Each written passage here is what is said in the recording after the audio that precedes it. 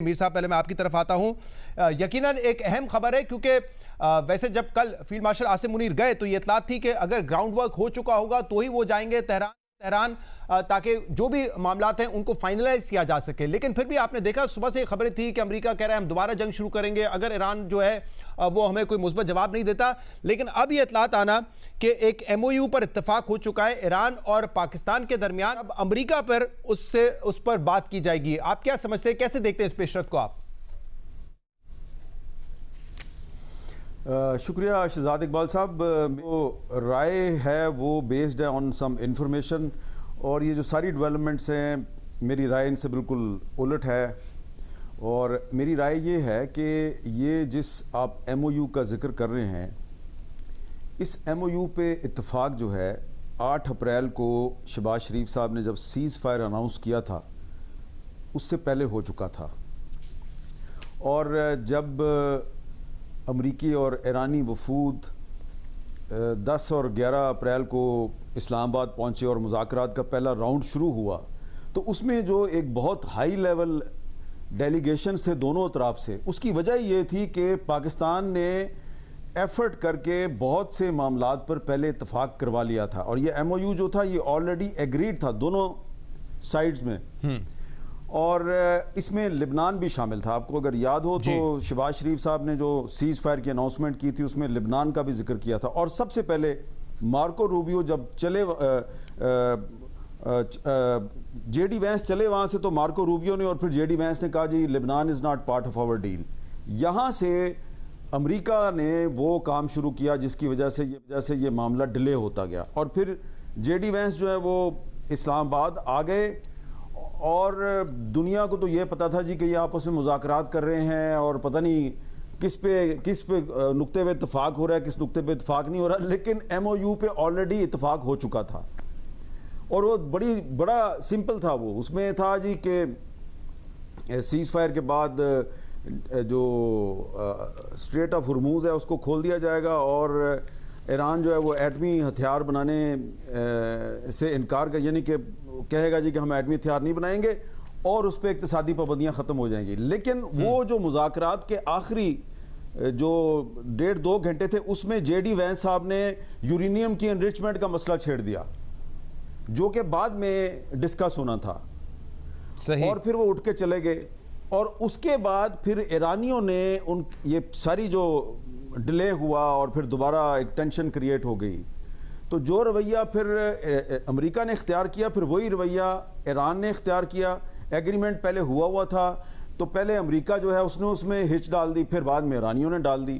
اس کے بعد پھر آپ کو یاد ہوگا کہ عاصم منیر صاحب جو ہیں وہ دوبارہ تہران گئے, پھر وہی ایم او یو تھا اس پہ پھر اتفاق ہوا, اور پھر وہ یہ دونوں نے یہ طے کیا ایران نے اور امریکہ نے کہ اب ہم آبنائے ہرموز کھول دیں گے.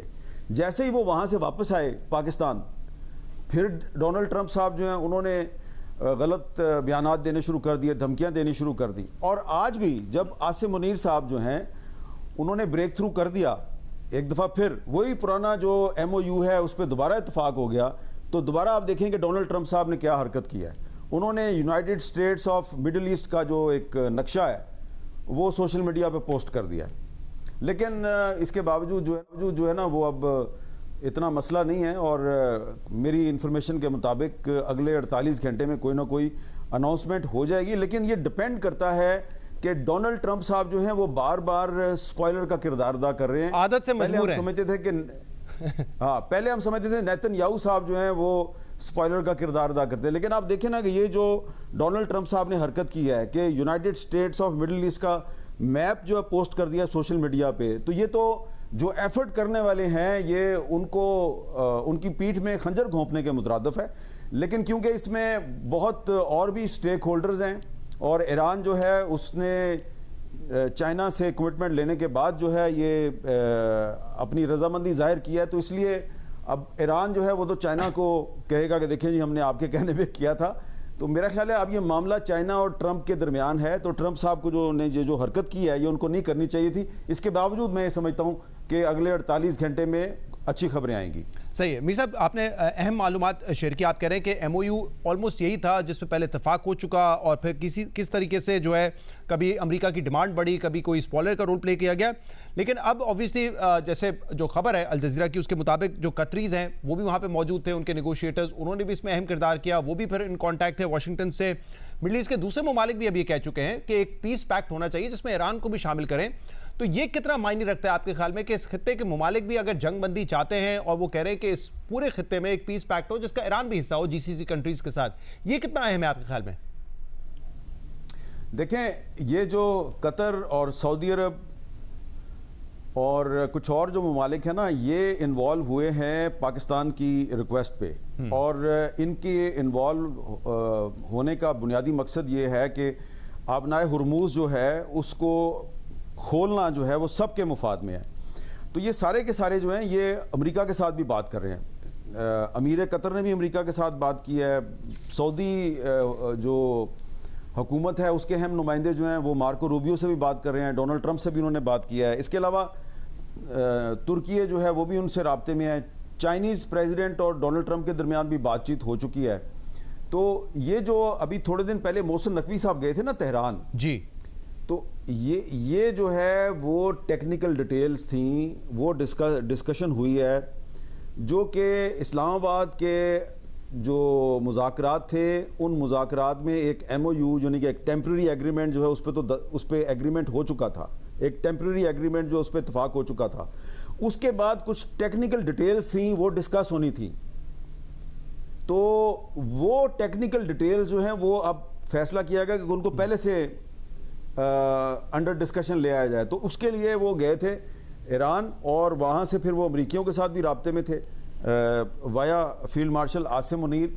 تو ابھی جو فیلڈ مارشل عاصم منیر صاحب دورہ مکمل کر کے جو واپس پہنچے ہیں، ہو سکتا ہے کہ وہ اب وزیر اعظم شہباز شریف صاحب کو بھی آن بورڈ لیں، اور ہو سکتا ہے کہ وہ چائنا بھی چلے جائیں، لیکن ابھی یہ کنفرم نہیں ہے. لیکن جی، یہ جو باقی جو خطے کے ممالک ہیں نا، ان کے اس سارے معاملے میں انوالو ہونے کی ایک بڑی وجہ میں نے آپ کو بتائی ہے کہ آبنائے ہرموز ہے. دوسری ایک اور بھی اہم وجہ ہے، اور وہ یہ ہے کہ سعودی عرب اور پاکستان میں تو ایک ڈیفنس کوآپریشن کا ایگریمنٹ ہو چکا ہے.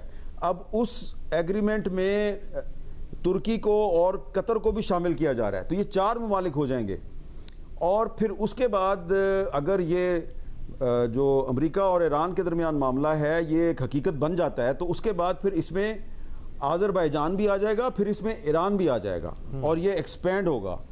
اور اس لیے یہ سارے سٹیک ہولڈر ہیں، اور ان کا مقصد صرف یہ نہیں ہے کہ انہوں نے صرف ایک دوسرے کے ساتھ دفاعی معاملات میں تعاون کرنا ہے. آپ یہ چیز جو ہے ذہن میں رکھیں کہ یہ سارے کے سارے ممالک جو ہیں، پاکستان، سعودی عرب، ترکی، قطر، آذربائیجان اور ایران، یہ سارے کے سارے چائنا کے روڈ اینڈ بیلٹ پروجیکٹ کے میں بھی شامل ہیں. تو اس میں چائنا جو ہے وہ ان کے اوپر ایک سپروائزر کا کردار ادا کر رہا ہے یا ایک نگران کا کردار ادا کر رہا ہے. اور یہ جتنی بھی ایفرٹ ہو رہی ہے امریکہ اور ایران کے درمیان معاملہ طے کروانے میں، اس میں ایک ان سین ایک ان اناؤنسڈ قسم کا جو کردار چائنا کا ہے وہ تھوڑے دنوں بعد آپ کو پتہ چلے گا. لیکن فی الحال سارے معاملات پاکستان کے ذریعے طے کروائے گئے ہیں، لیکن اس میں اب قطر کا اور سعودی عرب کا صحیح، اور ترکی کا کردار بھی آپ کو نظر آ رہا ہے.